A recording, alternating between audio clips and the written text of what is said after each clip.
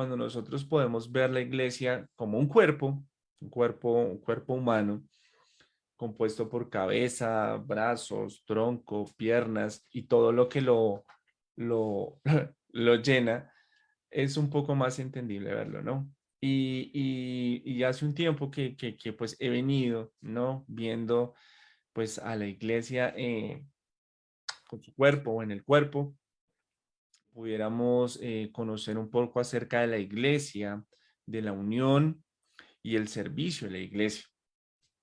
Entonces, pues nada, vamos a orar para que sea el Señor hablándonos a través de, pues, de mis labios, a través de su palabra, a través de las experiencias que yo he vivido, que muy seguramente son muy parecidas a las que usted ha vivido.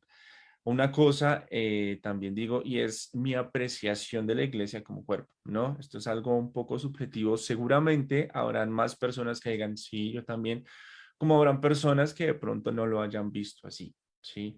Eh, es simplemente compartirles algo que he visto y que el Señor me ha mostrado y que yo espero, ¿no? Que pues al final de este tiempo, sea que lo estemos viendo o que lo estén viendo en directo o en diferido, genere algo, genere un llamado a la acción que se llama en esto del desarrollo web. Y es que uno busque, uno diga, ok, ahora que es esto, ¿qué voy a hacer? ¿No? Y que no simplemente nos asentemos con la cabeza y digamos, ok, sí o no, eso no, y ya, simplemente pasa una enseñanza más en nuestras vidas, ¿no?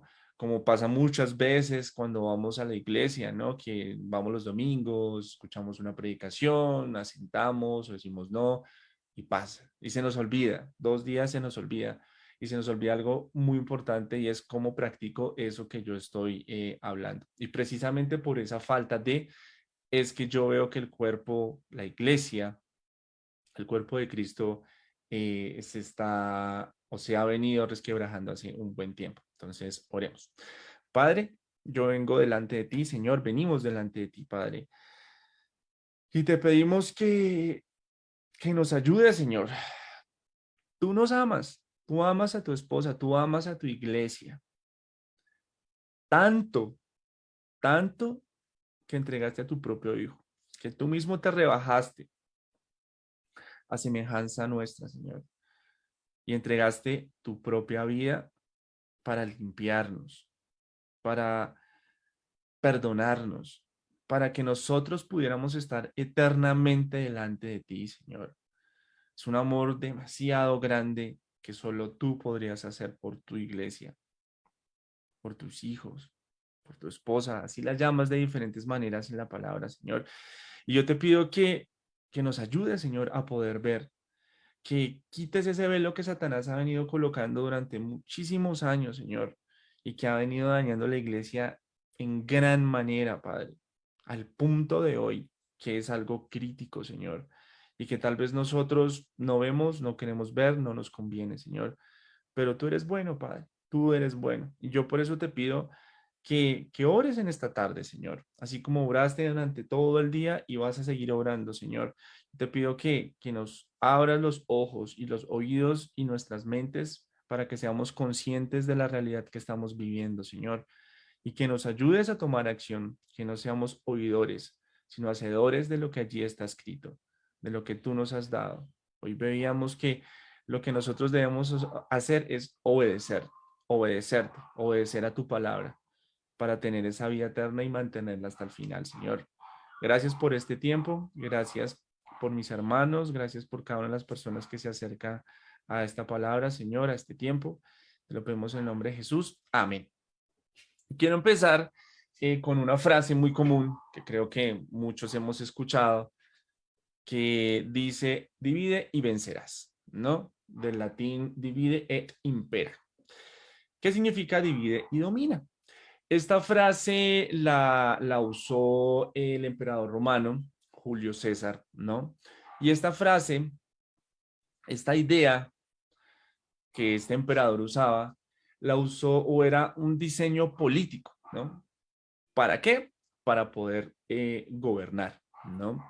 En el griego es una palabra un poco complicada, pero lo que significa o lo que da a entender, ¿no? Es que para ganar hay que mantener, o para mantener el poder, hay que romper las grandes concentraciones en fracciones que tienen menos energía y aislados en una individualidad. Entonces, nosotros podemos verlo y lo hemos visto en la historia, cuando en algún momento hemos estudiado historia en el colegio o depende de la carrera universitaria, y lo podemos ver hoy en nuestras vidas, ¿no? Cómo nuestros gobernantes buscan dividirnos, ¿no? Y hoy en día, digamos que es algo mucho, pero mucho más sencillo gracias a los medios de comunicación y a las redes sociales, ¿no? Entonces, ponen una idea, la implantan y la replican y la replican, la retuitean, la hacen viral a tal punto de que muchas personas lo leen y se empiezan a creer ese cuento, ¿no?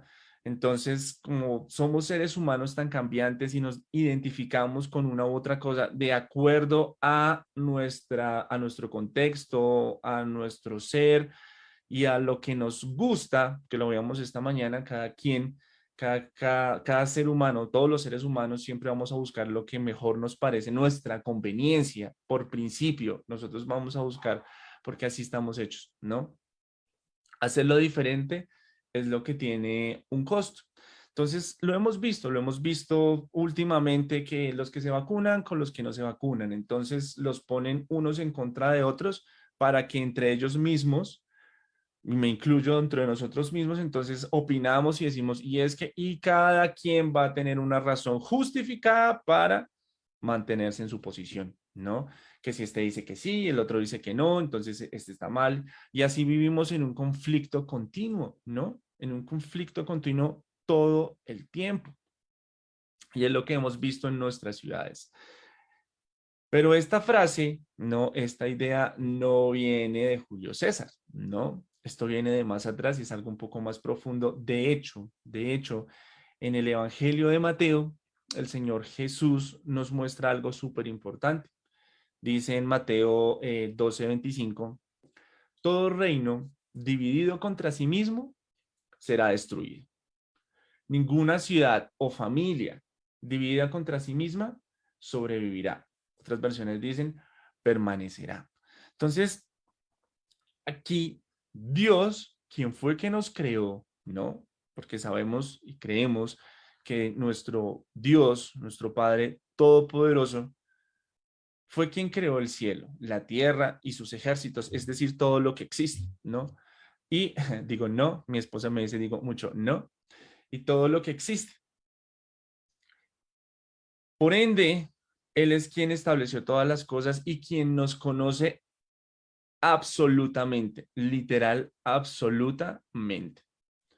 Y dentro de ese conocimiento nos lo revela o nos lo reveló por medio de Jesucristo.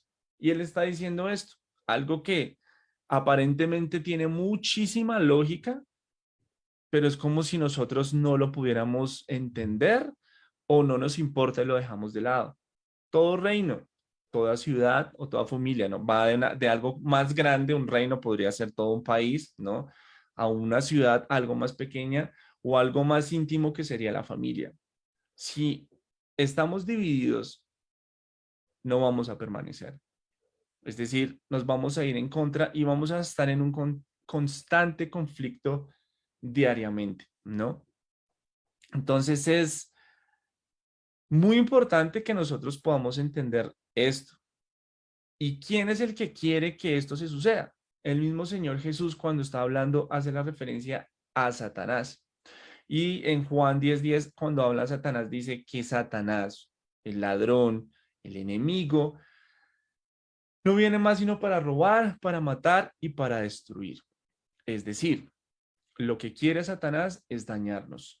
Lo que quiere Satanás es destruirnos. Y la forma en que él ha venido lográndolo es dividiendo. Ok, digamos que en cuanto al mundo como tal, ¿no? Por su, simplemente por el hecho de ser mundo, por el hecho de ser oscuridad, por el hecho de ser tinieblas, por el hecho de estar sometido, de hecho Dios puso a Satanás como gobernante del mundo, dice que él es el príncipe de la potestad del aire, es decir, de este sistema de cosas, dice una versión, sería algo normal que llegara a pasar, ¿no? Que estuviera, que estuviéramos divididos, que el mundo funcione de esta manera y lo hemos visto desde el inicio. Desde el inicio se ha visto en la historia cómo el mundo se ha dividido en diferentes ideologías y cómo por eso mismo han habido muchísimas guerras, muchísimas muertes, muchísimas consecuencias muy, pero muy malas para nosotros como seres humanos, para los animales, para la tierra en sí. Eso podríamos decir que es algo que no debería sorprendernos porque es el mundo, pero que esa constante se haya filtrado en la iglesia, eso no está bien, algo está mal. Es ahí donde nosotros como cristianos, como miembros del cuerpo de Jesús, deberíamos preocuparnos. No, porque estamos viendo, o por lo menos es lo que yo veo, cómo nosotros mismos estamos divididos, cómo hermanos, porque todos somos hijos de Dios, estamos divididos.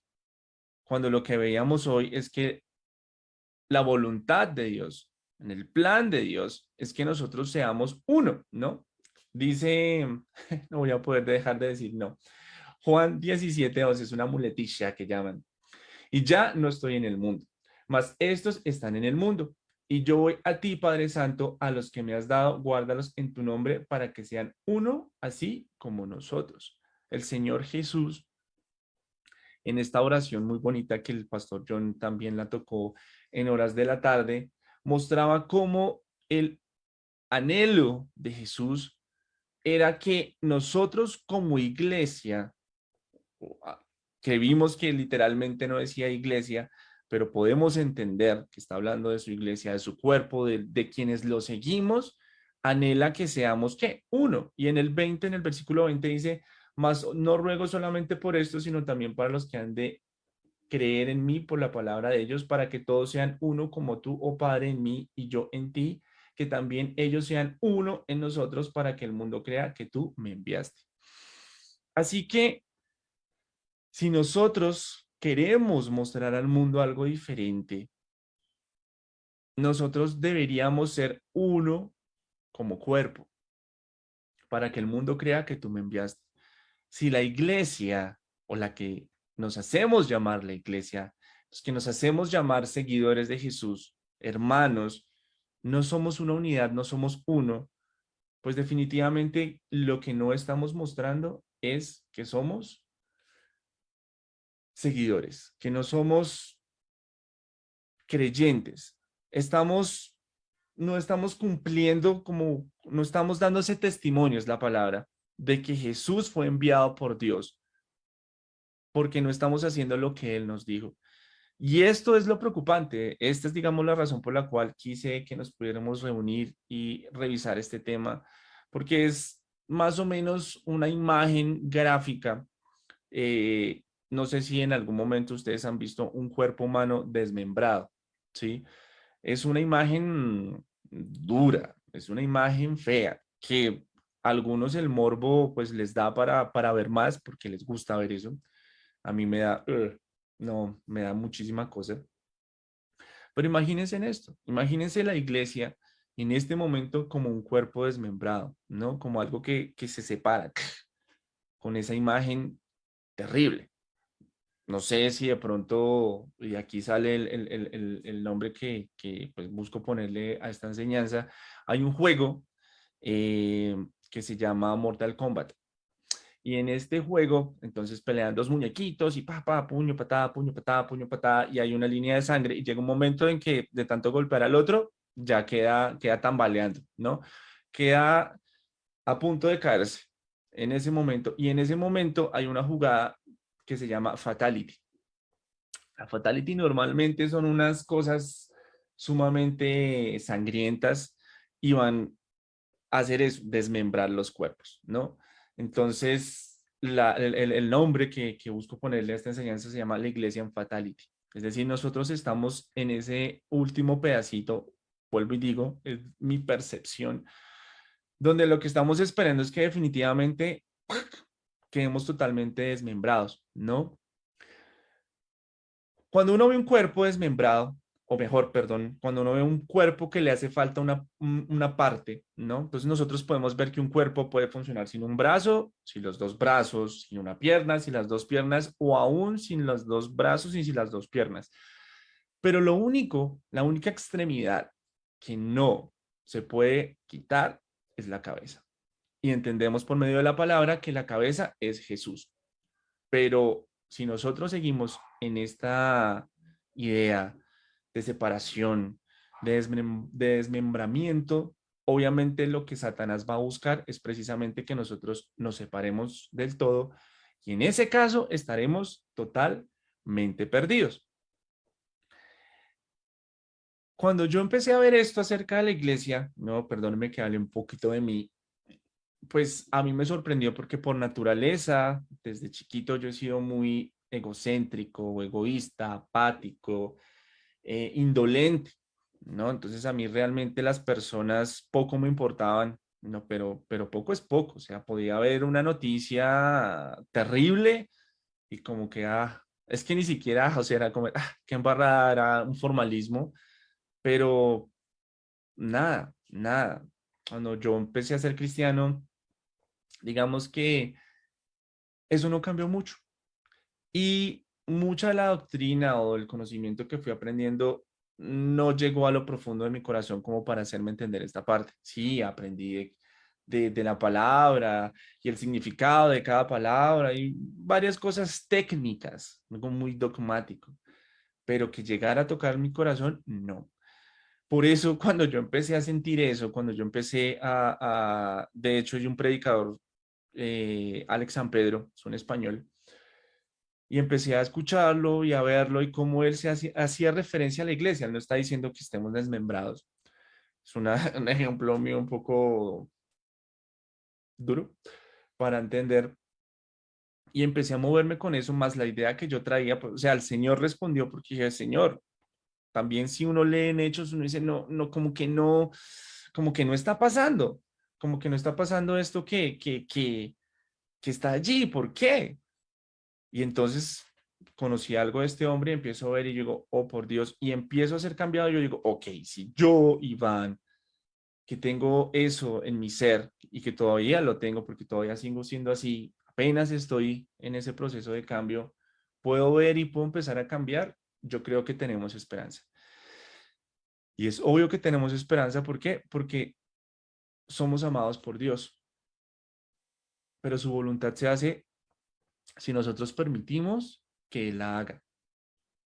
Así que en este momento, cuando nosotros vemos esto que está sucediendo en la congregación, y cuando yo hablo congregación y esta ruptura de la iglesia dentro de la misma iglesia, no estoy hablando de una congregación como tal, con un nombre específico, sino que yo lo veo en la iglesia de los santos, como lo llama la iglesia en el cuerpo de Jesús en general, ¿no? Nos parecemos, bueno, más adelante lo hablo. Entonces, cuando uno ya tiene clara como la situación, ¿no? Lo que uno debería preguntarse es, bueno, y entonces, ¿qué hacemos? ¿Qué hacemos? ¿Qué hacemos? Porque nos seguimos desmembrando, ¿sí? No somos como los gusanos que se cortan un dedo y ellos se cortan un dedo, ¿no? Los gusanos no tienen dedos. Los gusanos cuando les cortan una parte, ellos mismos se recuperan, pero nosotros como cuerpo humano no tenemos eso, a menos que seamos como Wolverine de la película de los X-Men, que se recupera solo. En nuestro caso, nosotros necesitamos ser sanados como cuerpo de Cristo. ¿Por quién? Por Jesús. Desde el inicio que nosotros fuimos hechos, Dios nos hizo para estar en comunidad. ¿Sí? En Génesis 1:18, cuando Dios vio al hombre, solo dijo, no es bueno que el hombre esté solo. Le haré una ayuda idónea para él, ¿no? Entonces, desde el mero comienzo, Dios dispone que el ser humano viva en comunidad. La primera comunidad sería la mujer de Adán. Y lo dijo porque no se había encontrado ayuda idónea para él en algo. Pues conocemos por el libro de Génesis que creó pues al primer hombre, Adán, ¿no? Del polvo de la tierra, lo formó, le dio aliento de vida y después hizo a los animales y los trajo para que pues les pusiera nombre, pero no se encontró ayuda idónea para qué, ¿no? Y uno se ponía, pero ayuda para qué. Y si uno se pone a analizar, ¿qué le hacía falta a Adán? O sea, ¿por qué no había ayuda idónea a los animales? Si los animales le podían ayudar a trabajar, ¿no? Podía ayudarlo a alcanzar cosas, a comer, a sembrar, a sobrevivir, a sobrevivir. Pero había algo que no podía hacer ninguna otro ser creado. ¿Y era qué? Reproducirse, dar vida, ¿sí? Adán sin una mujer no podía dar vida. Y literalmente está hablando de eso, de hacer bebés. Pero esto va mucho más allá porque esto está hablando también de Jesús y la iglesia, que se supone que nosotros somos los que llevamos a las personas a los pies de Jesús para hacer, para dar vida, ¿sí? Vida eterna. Entonces, Dios en su concepción y en su plan perfecto pensó esto desde el comienzo, que el ser humano no fuera un individuo. Por allá, creo que es en el libro de Eclesiastés, si no estoy mal, o en Proverbios, el punto es el que escribió Salomón, dice que es mejor dos que uno, ¿no? Que si uno duerme solo, pues no hay quien le dé calorcito, entonces cuando uno duerme arrunchadito, pues bueno, la otra persona le da calorcito, o si el uno se cae y está solo, pues ¿quién lo va a ayudar a levantarse? Por eso también son dos mejor que uno, ¿no? Entonces, podemos ver a través de las escrituras y a través de la Biblia que siempre va a haber una comunidad, siempre va a haber, claro, aparece uno, digamos Abraham, y lo manda, y en ti van a ser benditas todas las generaciones, y ahí empieza a salir, y empieza a crecer, y de ahí para atrás, o sea, en toda la Biblia, desde el comienzo, desde Génesis, nosotros vamos a poder ver cómo Dios manifiesta su voluntad, y esa voluntad se debe de hacer a través de o con las demás personas. Entonces, estamos respondiéndonos la pregunta, ¿y entonces qué hacemos? O sea, ¿cómo buscamos que la iglesia no siga dividida? ¿Cómo unimos la iglesia? El pastor John esta tarde nos mostraba una información de no creernos mejor que el otro, ¿no? No estar criticando, no estar como, es que yo soy mejor o es que porque usted no hace como yo hago, entonces está mal. Eso es algo muy bueno. Pero eso se encierra en una palabra, eso se encierra en algo que el Señor Jesús nos mostró en Juan 13:34, cuando dice, este mandamiento nuevo les doy, que se amen los unos a los otros, así como yo los he amado. También ustedes deben amarse los unos a los otros. De este modo todos sabrán que son mis discípulos y se aman los unos a los otros. Entonces, aquí muy parecido a lo que vimos en Juan 17, el hecho de que nosotros seamos uno, y acá el Señor Jesús nos está diciendo, ¿quieren ser uno? Ustedes necesitan que amarse los unos a los otros. Y es la forma en la cual nosotros podemos mostrarle al mundo, ¿sí? Que somos discípulos de Jesús, que somos testimonio de Jesús que fue enviado por el Padre a esta tierra para mostrarnos su amor, para enseñarnos, para mostrarnos cómo nosotros podemos estar ¿qué? Unidos, que es la voluntad de Dios, que nosotros seamos unos, uno. Y esto, de acuerdo a lo que el Señor me vino mostrando, se logra a través del servicio, ¿sí? Y hay una frasecita, yo creo que le ha hecho mucho daño a la iglesia porque se ha descontextualizado y yo creo que esto casi que es una herejía porque se la ha escuchado a muchas personas, ¿no? Gente que en teoría conoce la palabra y normalmente cuando uno la escucha, no sé qué tan buena intención tenga.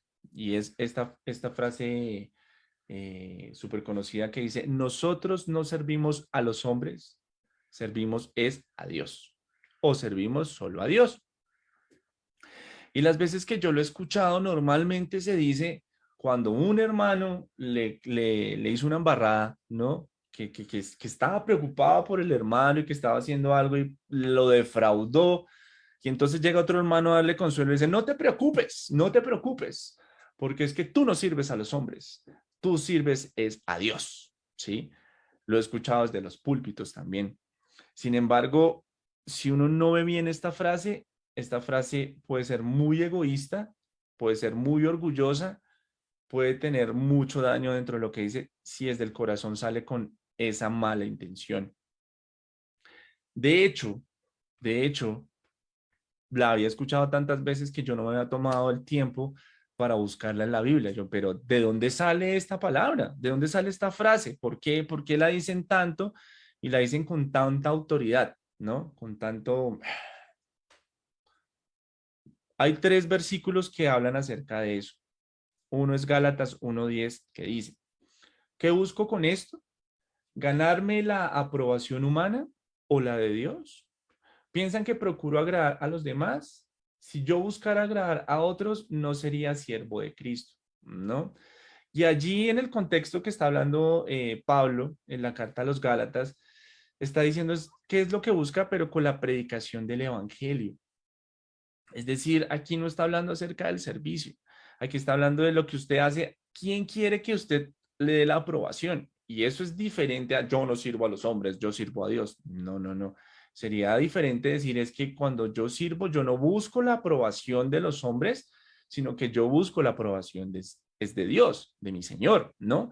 Y además que esto es algo muy inteligente, porque es que cuando nosotros, y yo creo que nos ha pasado a la mayoría de las personas, cuando nosotros servimos, hacemos algo para algún hermano, para la iglesia, para el cuerpo, con una intención de que la aprobación venga de mi hermano, muchas veces vamos a terminar decepcionados, porque somos humanos, porque nos equivocamos, porque somos a veces ratas y así nos ayuden, pagamos mal, pero como somos seres humanos y entonces obvio que eso que nos duele, eso nos duele porque tenemos sentimientos, pero Dios está diciendo que no lo hagan así, nosotros no buscamos la aprobación de los hombres porque nos vamos a decepcionar, o sea, eso póngale la firma, eso va a ser fijo en algún momento, eso va a suceder. En cambio, cuando nosotros esperamos la aprobación de Dios, Dios nunca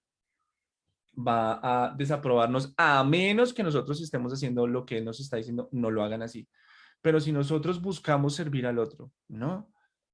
¿Qué es lo que Dios quiere y es lo que vamos a ver? Pues vamos a tener la aprobación del Señor, ¿sí? Y Dios desaprueba algo que nosotros hacemos, tal vez nos llenemos de tristeza, pero es muy diferente porque es Dios el que nos está diciendo.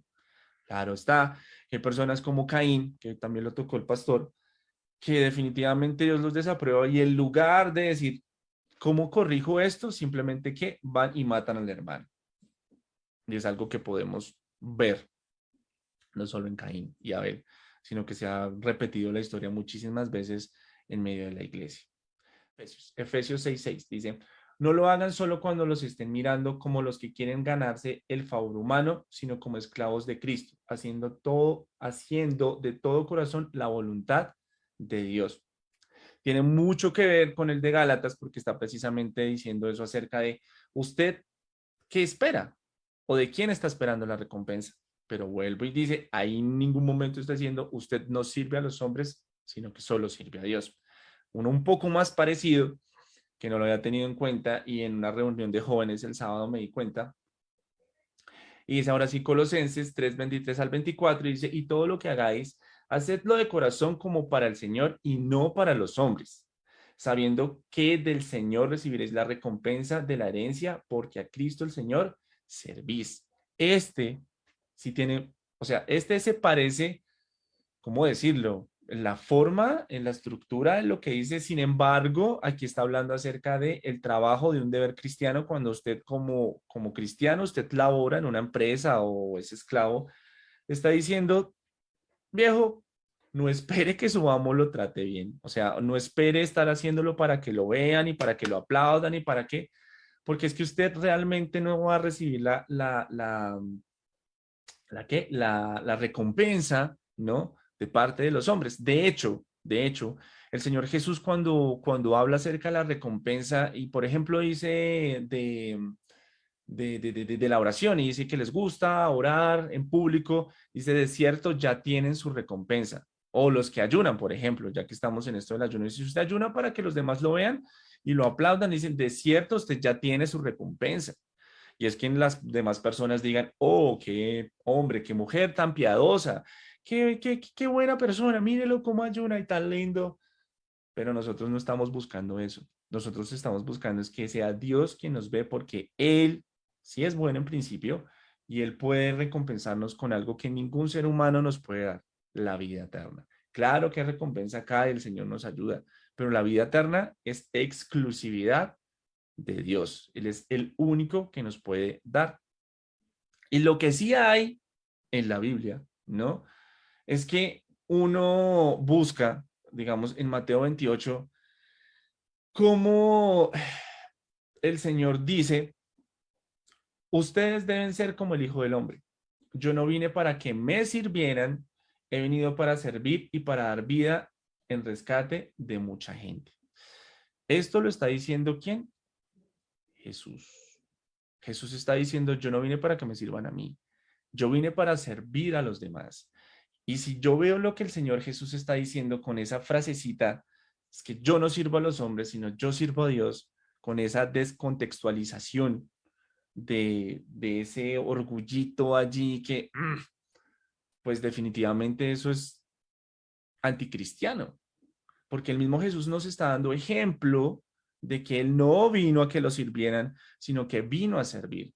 Y está diciendo, ustedes deben ser como, es decir, y se acuerdan lo que veíamos hoy, o sea, si nosotros seguimos al Señor Jesús, ¿qué hacemos? Pues hacemos lo que Él hizo. Él es nuestro ejemplo. De hecho, decía hace un ratico, antes de que hiciera la intervención Priscila, decía, nosotros los seres humanos aprendemos por imitación. Los bebés aprenden por imitación. Entonces, si usted hace mal las cosas, vea, le aseguro que su hijo o hija, pues va a hacerlo mal. ¿Por qué? Pues porque está viendo y uno imita. Por naturaleza, el ser humano imita. Nosotros aprendemos a hablar siendo bebés, no nos tomamos ningún curso, ¿no? No hacemos ese tipo de cosas. Nosotros aprendemos a hablar por imitación. Es decir, lo que escuchamos de nuestros padres o de nuestros familiares, o mejor, de otros humanos, quitemos de aquí lo que es familia, lo que aprendemos de otros humanos es lo que nosotros vamos a hacer. Por eso también están los acentos, ¿no? Entonces, si uno es bebé en la costa, pues no va a decir las mismas palabras que si es un bebé de Bogotá, porque está aprendiendo y está escuchando y está viendo lo que está viendo de los grandes. Así que si nosotros seguimos haciéndolo mal y seguimos usando esa frasecita y seguimos pensando que no debemos servir a los hombres, nosotros no servimos a los hombres, pues nuestros hijos y los hijos de nuestros hijos y los hijos de nuestros hijos van a seguir con esa misma historia y van a seguir desmembrando el cuerpo. Nosotros no buscamos la aprobación de los hombres, no señor, y está escrito. Yo no espero la palmadita en la espalda, aunque cierta parte de mí se niegue a decir, no, es que yo sí quiero eso. Y si les soy sincero, yo no sé en qué momento ese pensamiento que está tan arraigado, que es tan humano, deje de ser. Pero yo creo que pasa porque cuando Pablo le habla, creo que es a Timoteo, le dice, es que él no busca lo suyo propio, o es Timoteo o es Tito, perdón, no estoy seguro. Y uno dice, o sea, que alguien diga de una persona de verdad es que no busca lo suyo propio, eso ya es nivel Dios. Pero si pasa, o sea, yo creo que si nosotros hacemos lo que el Señor Jesús nos está mostrando, ese tipo de emociones y de sensaciones, pues van a llegar a darse. Y por eso hablaba de mí al comienzo, si yo siendo yo, conociéndome cómo soy yo, logro sentir eso, pues tengo esperanza, pero no por mí, no fue, o sea, esto no es por mí, esto es porque Dios quiere, Dios pone en el corazón, Dios muestra y Dios va transformando la vida cuando uno dice, yo quiero, Señor, yo quiero, muéstrame, ¿qué hago? ¿Qué hago? Ámense los unos a los otros. Listo, Señor. ¿Y qué? ¿Cómo amo a los demás? ¿Cómo amo a los demás? Y la respuesta fue, sirva. ¿Cómo sirvo? Es lo que estamos viendo, ¿no? Además que hay un hecho que también tenemos que tener en cuenta, y es que nosotros a Dios no lo podemos servir, porque es imposible servir a Dios. ¿Por qué? Porque Dios es autosuficiente.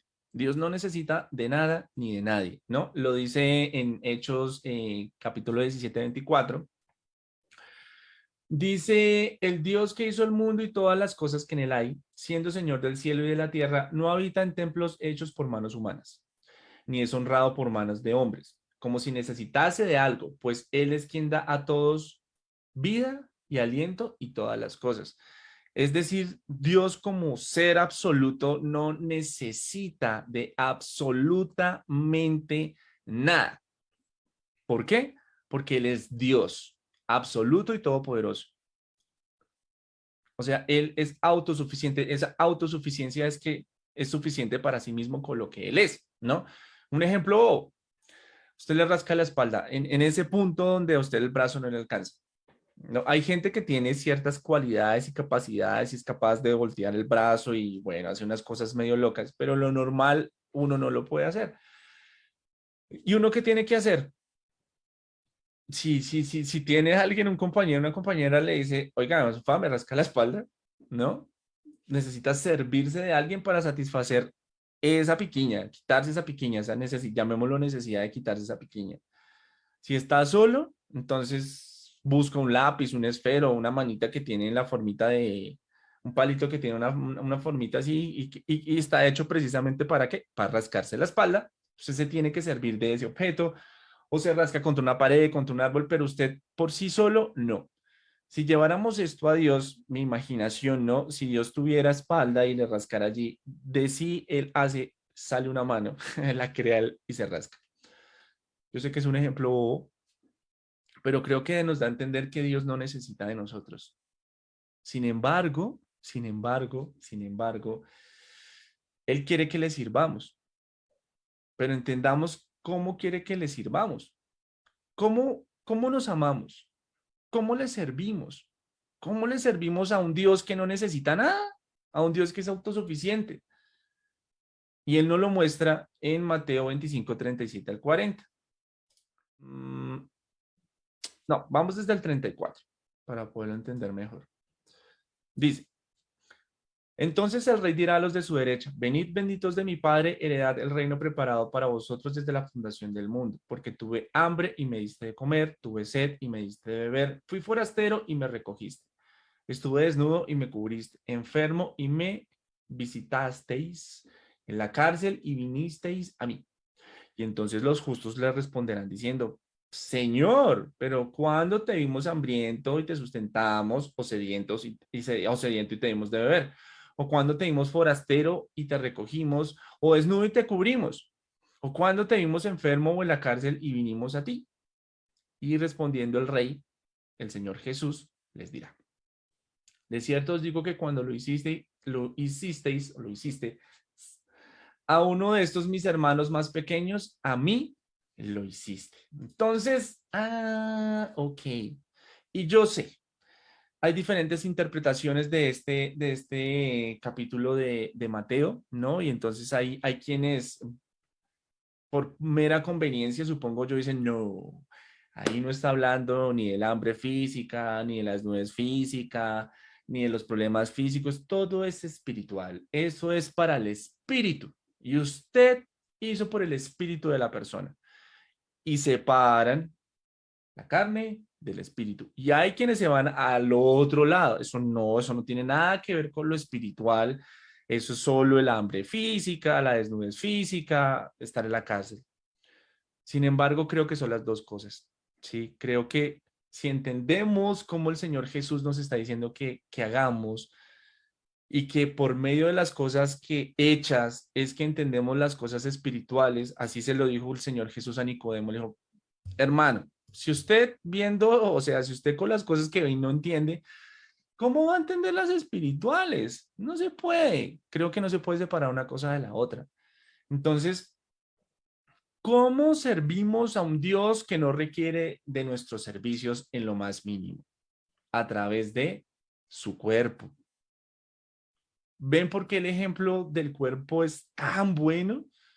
Porque Él siendo la cabeza, Jesús siendo la cabeza, hace parte del cuerpo. Mejor, nosotros hacemos parte de su cuerpo, somos uno. Así lo definió Él. Entonces somos sus manos, somos sus uñas, somos sus brazos, sus ojos, su nariz, sus oídos, su boca, sus labios, sus barbas. todo lo que hace parte del cuerpo, cada uno de nosotros, la congregación, somos parte de él. Así que si nosotros queremos amarnos, ¿se acuerdan el mandamiento que leímos allá en Juan 17? Ámense los unos a los otros para que así muestren que son mis discípulos.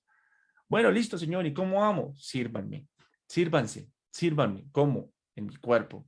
Es decir, sírvanse los unos a los otros. Porque cada vez que nosotros servimos a un hermano, estamos sirviendo a quién? A Jesús. Entonces, sí, nosotros en teoría no estaríamos sirviendo a los hombres, sino a Dios. Pero sí estamos sirviendo a los hombres. Y de la manera que estamos sirviendo a los hombres, a las personas, estamos sirviendo a Dios. Es el medio en el que lo servimos. Y si lo entendiéramos de esta manera, sería muy diferente. Si le quitamos el egoísmo, si le quitamos esa sobrepotencia, ese orgullo, eso de, es que yo no necesito de nadie. Si le quitamos eso, la frase logra tener un poco de sentido. Pero desafortunadamente, como yo la he visto, no, así no se ve. Lo que hacemos es despreciar al hermano y por pura y mera conveniencia nosotros la decimos de esa manera. Vuelvo y digo, los seres humanos tenemos un principio por el cual funcionamos, pero nos quedamos así. Si nosotros vemos de esa manera, estamos es jugando el juego de Satanás, que dividiendo, rompiendo, desmembrando el cuerpo, ¿no? Creo que es claro, el Señor Jesús dijo, yo no vine a que me sirvieran, sino a servir a los demás y a dar mi vida en rescate de muchos. Otra cosa, que es el versículo que estaba allí en, en los flyers de promoción, que es Efesios 2, 1, 10, y es, usted se ha preguntado para qué, para sumarse para qué fue salvo, yo para qué fui salvo. Debe haber algún propósito, claro, el que normalmente conocemos, para estar delante de Dios por la eternidad. Claro que es así. Y mientras llegamos allá, mientras somos resucitados, porque sabemos que todavía no hemos sido resucitados, ¿no? O sea, estamos esperando la resurrección. Y dice Efesios 2, 1 al 10, en una parte dice, para ver las riquezas de su gracia en los siglos venideros, y mientras, 8, dice, porque por gracia sois salvos por medio de la fe. ¿No? Eso para nosotros es absolutamente claro. Nosotros no somos salvos porque nosotros hagamos algo. Solo eso está aquí en Efesios y literalmente está en Romanos. Allí dice, ustedes no son salvos por las obras, ni porque ustedes sean buenos, ni porque ustedes sean malos, ni porque ustedes hagan o porque ustedes no hagan. Es porque Dios quiso. ¿Sí? Dice, por eso dice, por gracia soy salvos por medio de la fe y esto no de vosotros, pues es don de Dios y no por obras para que nadie se gloríe o se jacte, ¿no? Que yo no, es que yo sí, yo merezco ser salvo porque yo he hecho esto y he hecho lo otro y he dejado de hacer esto y dejar lo otro, entonces yo me merezco ser salvo. El Señor fue bueno y cualquier persona que dijera, es que yo me merezco porque hice o no hice, creo que anda en tinieblas, todavía está un poco, no se conoce a sí mismo y no se ha visto hacia adentro cuánta maldad debe haber. Dice en el 10, porque somos hechura suya, creados en Cristo Jesús para buenas obras, las cuales Dios preparó de antemano para que anduviésemos en ellas. Entonces, la parte de arriba dice, claro, que somos salvos para poder ver la gloria de Dios, poder tener esa eternidad, pero también fuimos salvos, hemos sido salvos para andar en buenas obras, las cuales Dios preparó desde el comienzo. Y entonces, la pregunta seguida a esa sería, ¿y cuáles serán esas buenas obras? ¿No? Porque, ok, y vamos a ver que una cosa encaja con la otra a la perfección, ¿no? Entonces dice en Mateo, hay de buenas obras en el Nuevo Testamento hay bastantes, pero vamos a una en específica, Mateo 5:16 dice, así alumbre vuestra luz delante de los hombres para que vean vuestras buenas obras y glorifiquen a vuestro Padre que está en los cielos. Es decir, ¿qué nos dice esas buenas obras? Que al hacer nosotros como hijos de Dios, porque dice vuestro Padre, como hijos de Dios, esas buenas obras, ¿qué está pasando? Nosotros estamos glorificando al Señor. Entonces ya tenemos una pista. Si yo hago buenas obras, ¿estoy qué? glorificando. La pregunta que se desprende de esa, y entonces, ¿y qué es glorificar a Dios? Decir gloria a Dios. ¿Qué dice la Biblia? Juan 15:8 dice, en esto es glorificado mi Padre, en que llevéis mucho fruto y así seáis mis discípulos. Entonces, ok, las buenas obras lo que buscan es glorificar al Padre. ¿Cómo glorificamos al Padre? Llevando mucho fruto. Y cuando nosotros llevamos mucho fruto, estamos ¿qué? Mostrando o evidenciando que ¿qué? Que somos discípulos del Señor Jesús. Qué casualidad que allá en Juan 17 decía, si ustedes se aman unos a otros, ustedes están mostrando que son mis discípulos. O sea que las buenas obras tienen que ver con el amor. El amor bíblicamente define varias cosas. No vamos a definirlas todas, eso será tema de otro tiempo de ayuno y oración, pero en este caso, si yo amo a alguien, hago buenas obras para con él. Y una forma fácil de definirlo es yo busco lo bueno para el otro, ¿sí? Y eso bueno para el otro implica todo su ser. Leamos Corintios acerca del amor. Dice en 1 Corintios 13:4 al 7 que da una definición de amor que es dura de aceptar y entender y decir, ay, yo quiero amar de esa manera. El amor es sufrido, es benigno. El amor no tiene envidia. El amor no es jactancioso, no se envanece, no hace nada indebido, no busca lo suyo, no se irrita, no guarda rencor, no se goza de la injusticia, mas se goza de la verdad. Todo lo sufre, todo lo cree, todo lo espera y todo lo soporta. Esa definición de amor es demasiado difícil, pero si está allí, y el mandamiento del Señor Jesús es ámense los unos a los otros, es porque en alguna manera nosotros podemos llegar a hacerlo. En alguna manera nosotros podemos llegar a amarnos los unos a los otros, haciendo esas buenas obras. Y allí caben un montón de cosas. Sí, ayudar. El ejemplo de Mateo, no vayamos tan lejos. Allí está hablando de una necesidad física y está hablando de una necesidad espiritual. ¿Sí? En mi concepto, lo que yo he visto es que no podemos separar la una de la otra. Nosotros debemos buscar el bien del otro, pero somos demasiado egoístas. Somos como congregación, ¿no? Y yo no sé si usted lo ha visto, pero yo me avergüenzo porque de donde yo me congrego, que es allí en Iglesia Viva, donde el pastor John pastorea, yo no me conozco el nombre, yo creo que ni de la mitad de las personas. Y eso es triste. O sea, yo digo, ¿de verdad estamos siendo iglesia? O sea, parece que la congregación es, o sea, la iglesia es miembros con el pastor, pastor con los miembros, ¿no? Porque el pastor normalmente sí se sabe el nombre de casi todas las personas, o busca, por lo menos busca conocerlas, ¿no?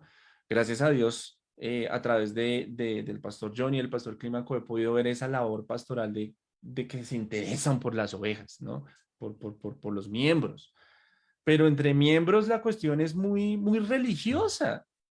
O sea, yo decía esta mañana, yo tengo un trasfondo católico e iba a misa al 20 de julio. Y allá hay misas cada media hora, cada hora. Llega uno, entra al templo, escucha la palabra. Lo más cercano que estoy con mi hermano es el momento de la paz, ¿no? Y le estoy dando la paz, pero si no tiene nada conmigo, o sea, es algo a veces sin sentido, pero sin embargo es ahí un momento de contacto con los otros seres humanos. Se acabó, se recibió el evangelio, etcétera, etcétera, los ritos, salimos y chao. No, no sé quién es, o sea, no sabía nada de las demás personas. Y nosotros siendo cristianos como comunidad y en la congregación, a veces pasa lo mismo. Y yo creo que está mal, yo creo que está mal. Eso es simplemente un indicador de cuán desmembrados estamos. Así que ya se me va a acabar el tiempo. Debemos servirnos los unos a los otros. Eso es amarnos los unos a los otros. Hay que buscar la manera, hay que buscar las estrategias, pero debemos hacerlo. Si yo no sé cómo se llama mi hermano en principio, no sé quién es, ni qué hace, si tiene, si no tiene, qué necesidad tiene, ¿yo cómo voy a llegar a amarlo?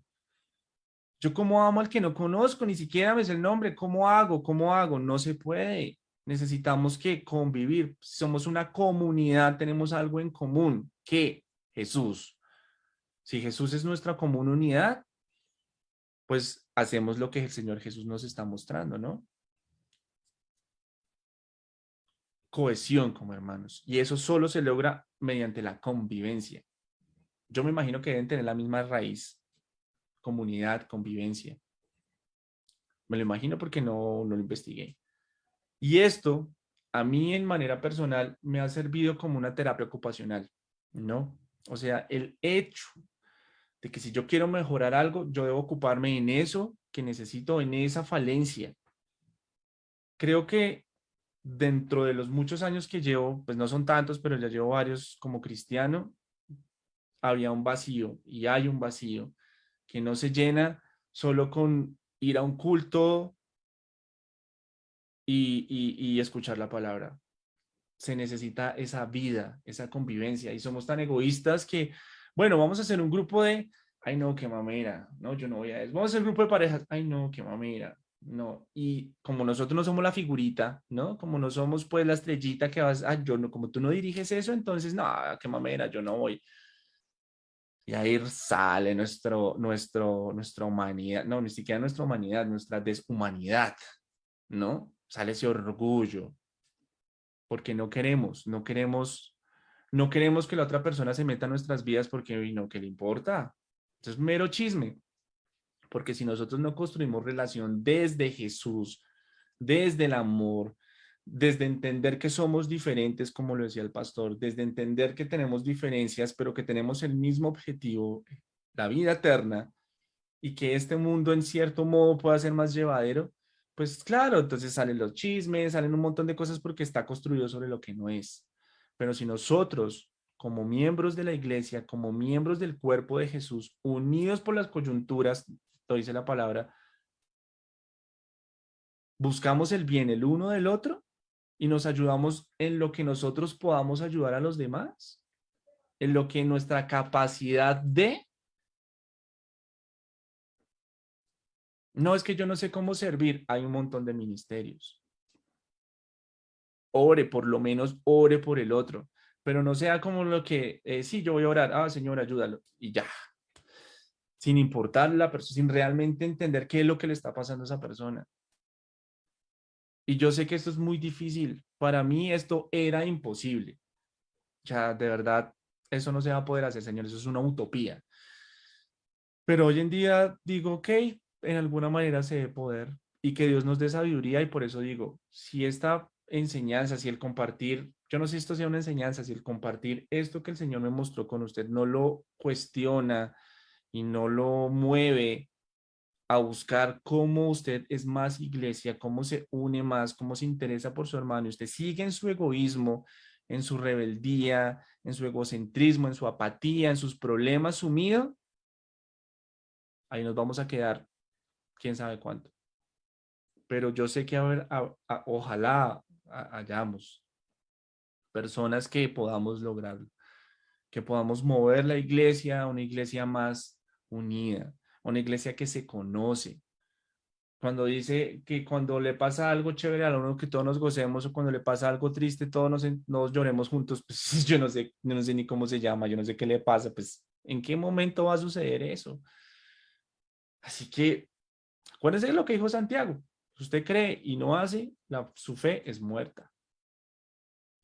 Hay muchas maneras de servir que el Señor nos muestre. Y como decía el pastor, cuando le diga al Señor, usted sirva en esto, hágalo.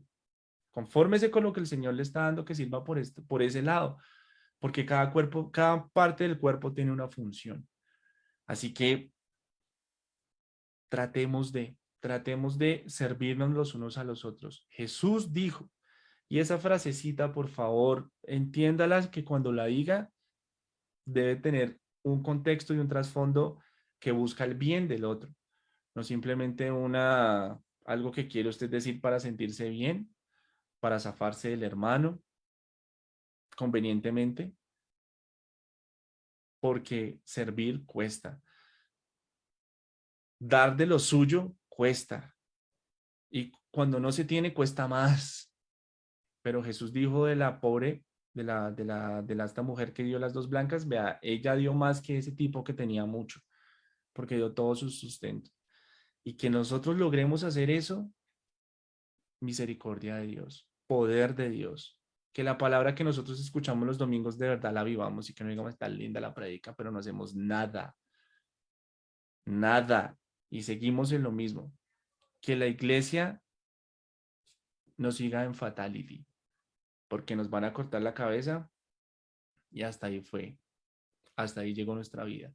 Sin Jesús vamos a estar perdidos. Gracias, gracias por este tiempo, gracias por escucharme, por aguantarme las bobadas que digo, mis malos ejemplos, pero espero que el mensaje que el Señor nos da, que ese sí es el central, que es amarnos y servirnos, de verdad haya llegado a sus corazones y podemos ponerlo en práctica.